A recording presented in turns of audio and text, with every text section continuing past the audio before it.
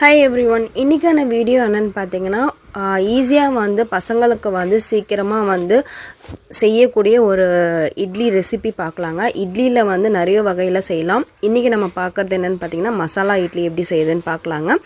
அதுக்கு வந்து பார்த்தீங்கன்னா நம்ம ஆல்ரெடி தோசை இட்லி மாவு வந்து நம்ம எடுத்து வச்சுக்கலாம். அது கூட வந்து பார்த்தீங்கன்னா கொஞ்சம் கடாயில வந்து எண்ணெய் ஊத்தி கடுகு ஆட் பண்ணிட்டு அதுல வந்து கடலை பருப்பு கொஞ்சம் உளுந்து ஆட் பண்ணிக்கோங்க.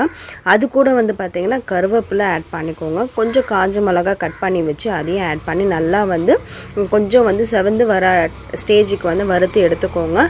கண்டிப்பா இந்த மாதிரி செஞ்சு கொடுத்து பாருங்க. இட்லி டெய்லியுமே வந்து வெறும் இட்லியை நம்ம வந்து கொடுக்கிறதுக்கு இந்த மாதிரி ட்ரை பண்ணி கொடுத்தீங்கன்னா கண்டிப்பா வந்து இட்லி வந்து வெறுக்காம வந்து டிஃபரெண்டா இருக்குன்னு கண்டிப்பா எல்லாரும் சாப்பிடுவாங்க.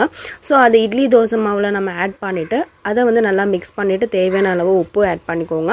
ஆட் பண்ணதுக்கு அப்புறமா நம்ம நார்மலா வந்து இட்லி பாத்திரத்திலயோ இல்ல டம்ளர் இட்லியோ இல்லனா வந்து கப் இட்லியோ நீங்க வந்து உங்க வீட்ல என்னென்ன குட்டி குட்டி பாத்திரம் இருக்கோ அதுல நீங்க ஊத்தி வைக்கும்போது குழந்தைங்க வந்து கண்டிப்பா வந்து ஈஸியா வந்து விரும்பி வாங்கி சாப்பிடுவாங்க. கண்டிப்பா வந்து நம்ம வீட்டு பெரியவங்களுக்கும் வந்து ஒரே மாதிரி இட்லி வைக்காம இந்த மாதிரி வந்து டிஃபனா நீங்க வந்து பேக் பண்ணி தரலாங்க. சோ அவ்வளவுதான். வெந்ததுக்கு அப்புறம் எடுத்து இதுக்கு வந்து பேர் ஆகக்கூடிய சாம்பார், தேங்காய் சட்னி, புதினா சட்னி, கருவேப்பிலை சட்னிலாம் நீங்க ஆட் பண்ணி கொடுங்க. கண்டிப்பா வந்து எல்லாரும் விரும்பி சாப்பிடுவாங்க. இந்த வீடியோ வந்து உங்களுக்கு யூஸ்ஃபுல்லா இருந்திருக்கும்னு நினைக்கிறேன். இந்த மாதிரி வந்து டிஃபரண்டான வீடியோஸ் வந்து பார்க்கணும்னா கண்டிப்பா என்னம்மா சமையலை நீங்க சப்ஸ்கிரைப் பண்ணி வச்சுக்கோங்க. இனிமே வந்து உங்களுக்கு நிறைய வந்து டிப்ஸ்லாம் வந்து உங்களுக்கு வருங்க. ஸோ கண்டிப்பாக மறக்காமல் நம்ம சேனலை சப்ஸ்கிரைப் பண்ணி வைங்க.